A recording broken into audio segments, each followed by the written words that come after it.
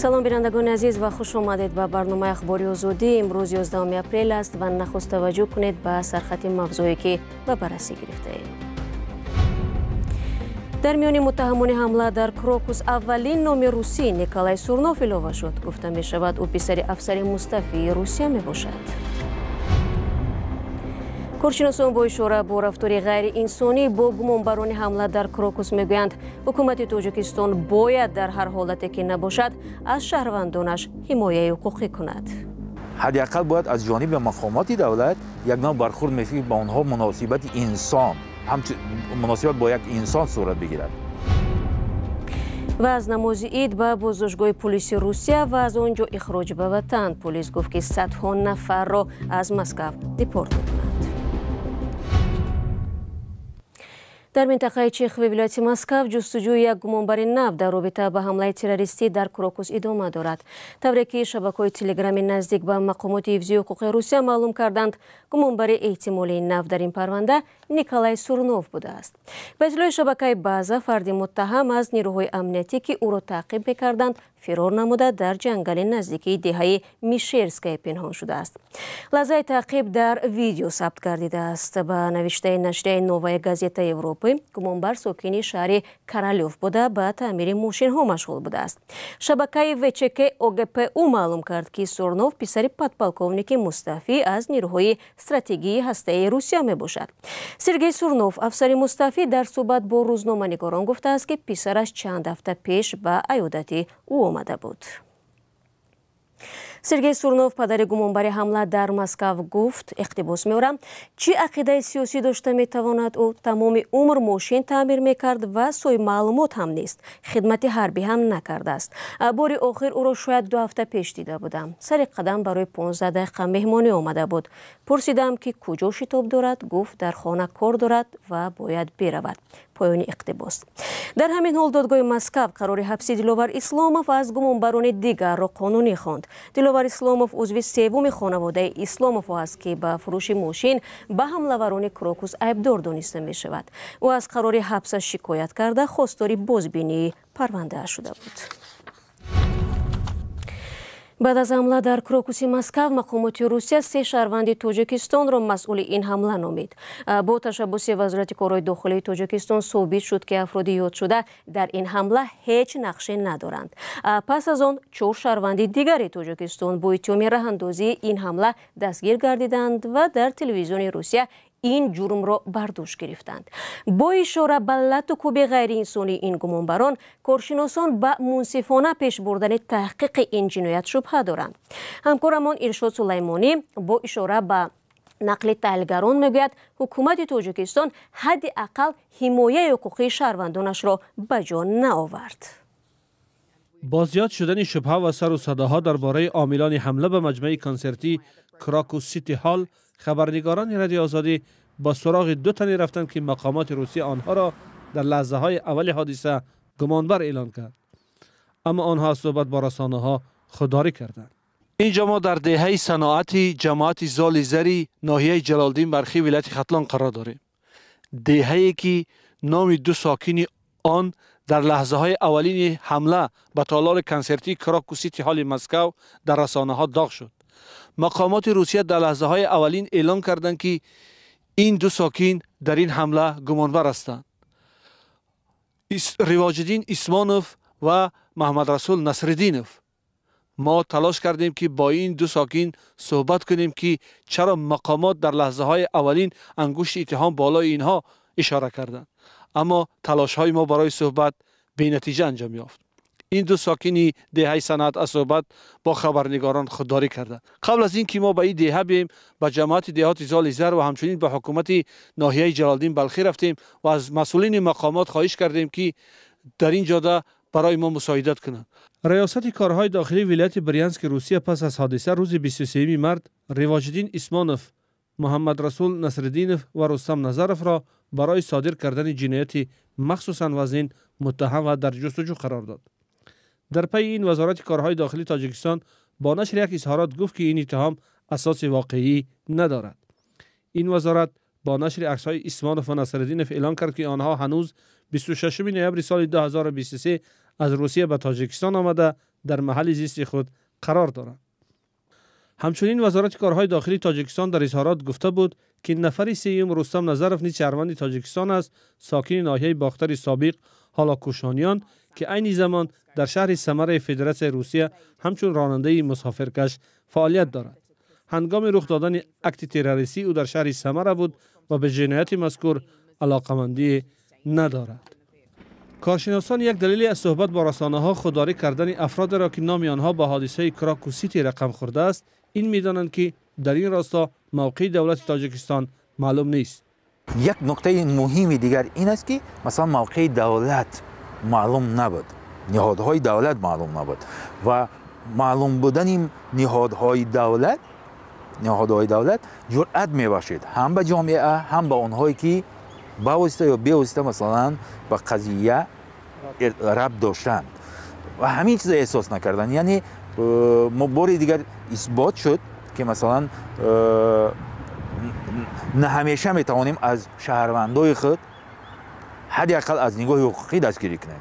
خب بگذار آنها یک مثلا در همین حادثه ها دست داشتن، حداقل باید از جانب مقامات دولت یک نوع برخورد میفی با آنها مناسبت انسان، مناسبت با یک انسان صورت بگیرد. حمله مرگبار به کراکو سیتی هال در شب 22 مارس صورت گرفت. مقامات روسیه گفتند در این حادثه 144 نفر جان باخته، بیش از 500 کس آسیب دیدند. گروه تندروی دولت اسلامی یا داعش مسئولیت حمله را به دوش گرفت. دادگاه ناحیه بسمنی شهر مسکو تاکنون 10 نفر را با گمان دست داشتن در حمله به کراکو سیتی به حبس گرفت. 9 نفر آنها از تاجیکستان هستند و 1 نفر از قرقیزستان. شما برنامه اخباری رادیو آزادی را تماشا دارید. خانه آزادی یا خود فریدم هاوس یک سازمان بین‌المللی حامی حقوق تاجیکستان را یکی از 8 کشور نظام خودکامه متمرکز نامیده به رشد دموکراسی و آزادی ها در این کشور بهای پسترین داده است. مؤلفان گزارش نوی فریدم هاوس میگویند تاجیکستان برابر با جمهوری‌های دیگر سابق شوروی از جمله آذربایجان و بلاروس، قزاقستان، قرقیزستان، روسیه، ترکمنستان و ازبکستان به گروه رژیم‌های خودکامه متمرکز شامل می شود. همکارم میرزانبی خالقزاد با محتوای این گزارش آشنا شده، حالا در استودیو در بر من است. درود بر شما. مهمترین پیام گزارش خانه آزادی که وضع دموکراسی را در جهان برگزاری کرده است چی است؟ سلام بر بینندگان گرامی. خانه آزادی سازمان بین المللی حامی حقوق روز 11 اپریل گزارش نوش را زیر عنوان کشورهای در حال گذار 2024 نشر کرد. پیام مهم گزارش این است که جنگ خرابی‌آور روسیه در اوکراین، اصلاح حربی آذربایجان و پاکاری‌های قومی در قره‌باغ کوهی سال 2023 تجدید نظم ژئوپلیتیک را در 29 کشور منطقه تفسیر داده است. این وضعیت در حالی است که دوام 20 سال اخیر نشاندادهای دموکراسی در این قلمرو در حال افت یعنی پایین روی می باشند. بنابر ردبندی این سازمان در 10 کشور از جمله تاجیکستان دموکراسی به شدت رو به تنزل رفته است. تنها در 5 کشور دنیا نشاندادها در این سمت بهتر بوده است. خب در این گزارش مشخصاً درباره تاجیکستان و کشورهای دیگر آسیای مرکزی چی گفته شده است؟ به وضع دموکراسی و آزادی ها در منطقه چگونه بها داده شده است؟ ببینید تاجیکستان را در گزارش خانه آزادی یکی از 8 کشوری دارای نظام متمرکز خودکامه نامیده بر رشد دموکراسی و آزادی ها در این کشور بهای پسترین دادند. یعنی از 7 امتیاز که در ردبندی خانه آزادی بهای بلندترین است، تاجیکستان همگی 1 امتیاز را به دست آورده، 1 زینه بالاتر از ترکمنستان قرار گرفته است. همسایه‌های تاجیکستان، قزاقستان، قرقیزستان، روسیه و ازبکستان هم به گروه کشورهای داخل شدند که در پسترین سطح نشاندادهای دموکراسی هستند. به گفته مؤلفان گزارش این رژیم ها فضا را برای دیگراندیشی بسته برای خود شرایط نامحدودی حاکمیت را تامین کردند. در تاجیکستان به باور این سازمان رکود نشاندادها بیشتر به خاطر سرکوب جامعه مدنی مشاهده می شود. در گزارش دیگری که همین سازمان خانه آزادی اخیراً نشر کرد گفته شده است که در تاجیکستان حکومت خودکامه پرزیدنت امام علی رحمان معرکه همگونوسازی یا اسیمیلاسی مجبوری فرهنگی و دینی کمشماران یا اقلیت‌های پامیری ها را توسعه بخشید، چون آنها را به عنوان یک جامعه جداگانه اعتراف نمی کنند. اما مقامات در تاجیکستان همیشه ارزیابی سازمان مذکور را بی اساس می خوانند و به تاکید می گویند که در کشور و حقوق آدمان احترام گذاشته می شود. خب برای اصلاح وضع محققان خانه آزادی چی پیشنهاد کردند؟ برای اصلاح وضع باید بگم که در کل منطقه اروپا و آسیای مرکزی به قبل معرفان همین گزارش خانه آزادی نقش دموکراتی‌های عمل کننده خیلی مهم است. این سازمان میگوید باید با اوکراین مساعدت کنند تا به شرط‌های این کشور در جنگ پیروز شود و برای این کمک‌های ضروری نظامی و بشری و پولی باید فراهم شود. کشورهای یاری رسان و دونورها باید برای احیای اصلاحات دموکراتی به کشورهای منطقه کمک کنند و اتحاد اروپا در روابطش با این کشورها رعایت قانون را شرط اولی همکاری قرار دهد. تشکر برای صحبت فراگیر.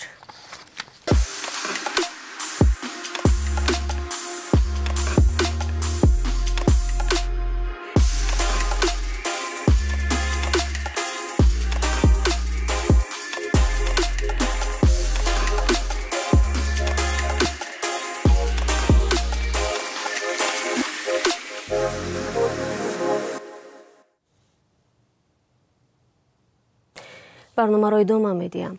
2 اپریل زمانی که مسلمانان روی دنیا عید سعید فطر را جشن می‌گرفتند، در شهر یکاترینبورگ روسیه پلیس با گذراندن ریید در بین مهاجران ادامه داد. طوری از نوار خود پلیس مشاهده می شود اکنون در روسیه زنان مهاجر را هم مثل اسیران جنگ دست به کتف قدار نموده نمایشگرانه به بازداشتگاه انتقال می‌دهند. تفتیش حجت‌ها در بازار تاگانسکریت صورت گرفت و پلیس یک اتوبوس را از مهاجرانی که با سند مشکل داشتند و یا در قید حربی نبودند پر کرده است. در این بین پلیس مسکو هم از نتیجه های ریدی گسترده‌اش اطلاع نشر کرد. تفصیلات در این باره در گزارشی همکارم کامر سیاتا. نهادهای حفظ حقوق و ترتیبات روسیه در پی ریدهای چند روز آخر اعلام کردند که صدها مهاجر از مسکو رانده خواهند شد.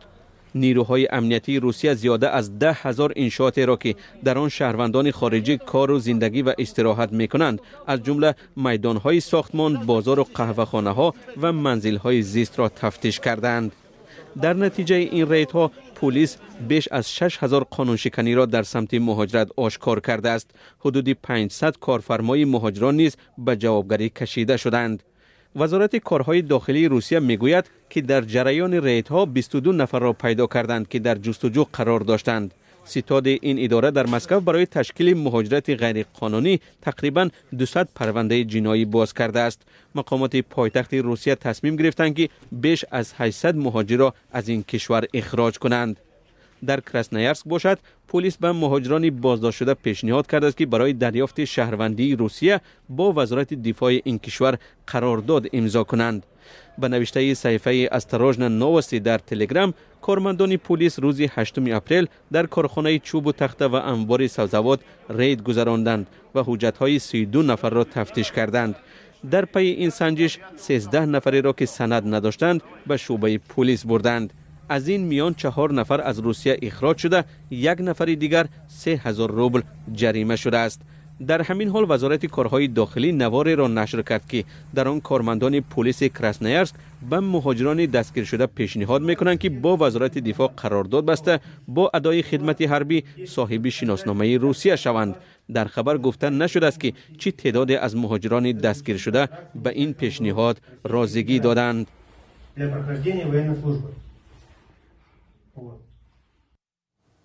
و در نتیجه یک صدمه بوتیش در روسیه به گفته کاربران رادیو آزادی 7 مهاجر توجیک به هلاکت رسیدند.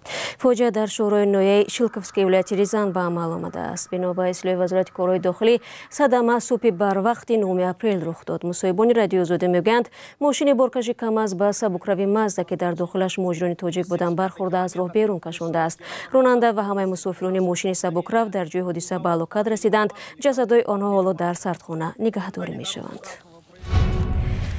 دوستان مهربان، در همین جا برنامه اخباری آزادی را به پایان میبرم. تشکر که ما را تماشا کردید و خبرهای نو را چون همیشه میتوانید در سامانه رادیو آزادی و در صفحه های ما در یوتیوب، فیسبوک، تلگرام، تیک تاک و اینستاگرام پیگیری نمایید. خود را احتیاط نمایید عزیزان و تا ملاقات نوبتی.